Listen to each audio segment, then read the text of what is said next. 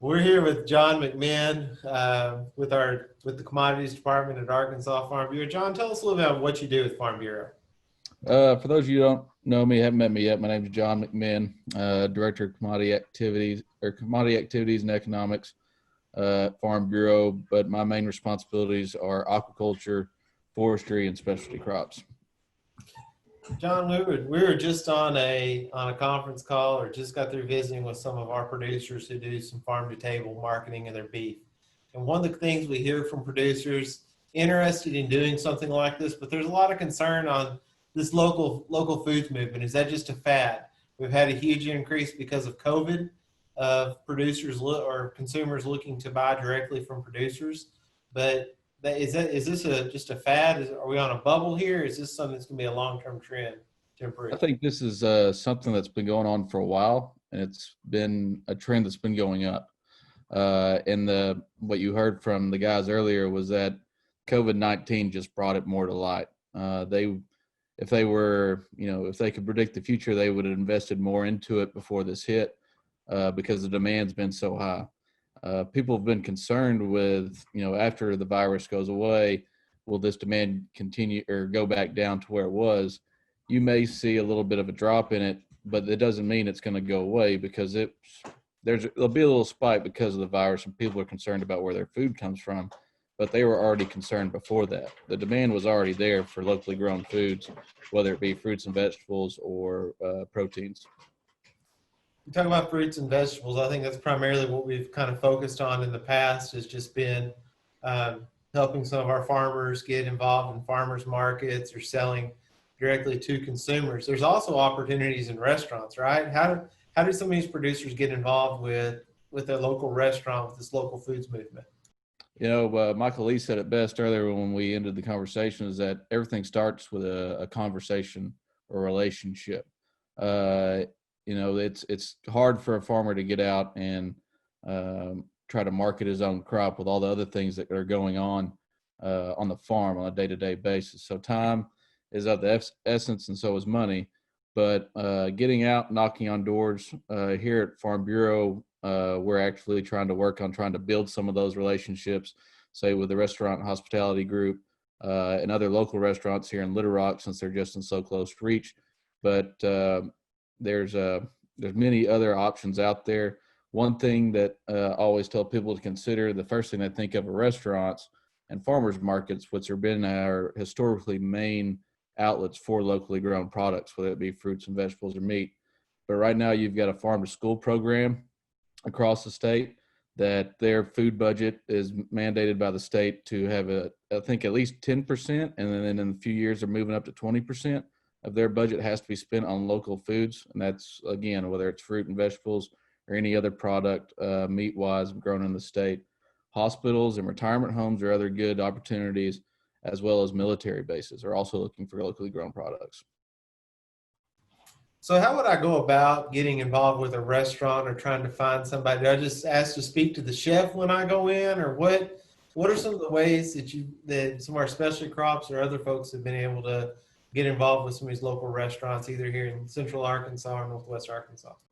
It kind of depends. Sometimes it's the chef that makes those decisions. Sometimes it's the restaurant owner.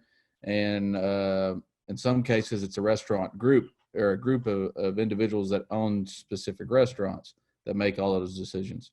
Again, you just gotta put your foot in the door and say hello. Who am I and what I grow, and this is my background. We're a family grown operation, and this is what we believe in, and we'd like to do business with you.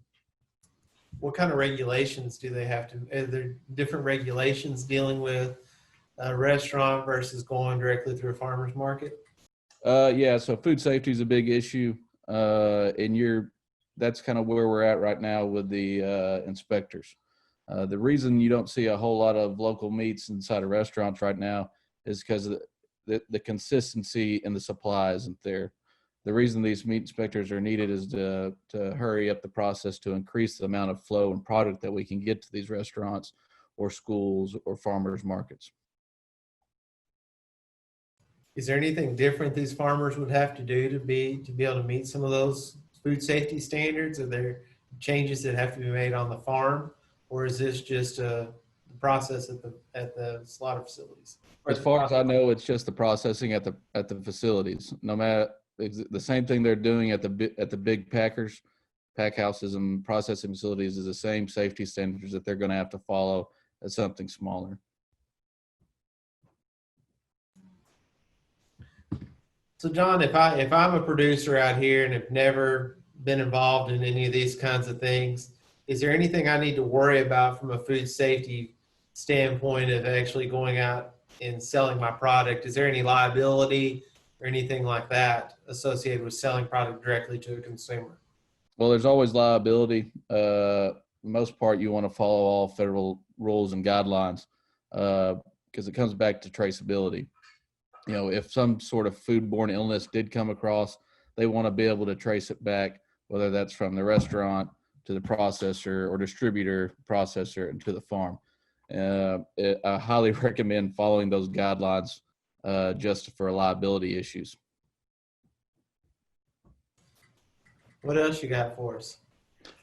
Some little things that I found interesting that the USDA did in a recent survey. I think I kind of wanted to focus in on first is why do people want local foods? Some of the main reasons were they want to support local business. They believe that food is a higher quality than what they're already getting at the grocery store.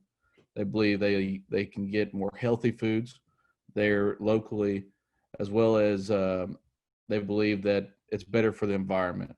So the carbon footprint would be less if we're moving beef from Conway to Little Rock or from Farmington to Fayetteville than it would be, you know, all the way up wherever maybe those big packing houses may be, whether it's Oklahoma or any of these other states.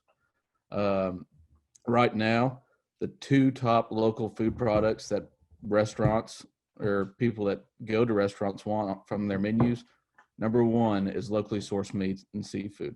Number two, of course, is local produce, which I thought it would be, you know, vice versa. So it kind of surprised me that meats was on the top of the list.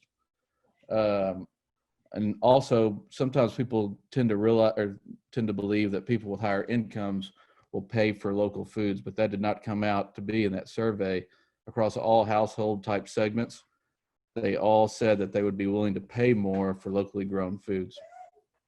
Also, for every dollar spent on food, the farmer retains only 17.4 cents on mainstream supply chains. So right now, what they're doing in the supply chain they're going through, they're not getting as much money back as they would on that local customer.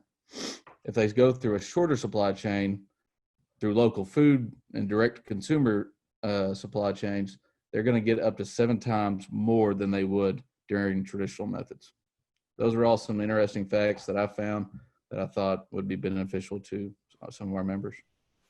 John, what is Farm Bureau doing right now to try to help our members? I mean, typically when somebody thinks of Farm Bureau, they're not necessarily thinking about trying to help me sell my product directly into a restaurant or to a consumer. What kind of things, what kind of programs are you working on specifically trying to help producers on this?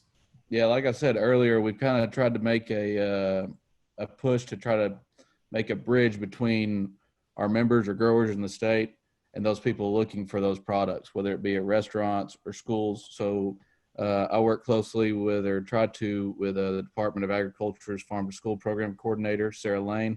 She's a very good resource if you have any questions for her. Also, we're trying to get in touch with more restaurant owners and chefs all across the state, whether that's for our aquaculture people, our specialty crop people, and our meat, you know, cattle and chickens. All right. John, I appreciate you taking some time today to visit with us on this. I think that's some good information. Did we miss anything? Is there anything else we need to add to this discussion? No, I think we nailed it. If there's anything or any questions you have for me, please feel free to contact me. My email is john.mcminn@arfb.com, and my office phone number is 501-228-1267. All right, we appreciate your time today, John. Thank you. All right, thank you.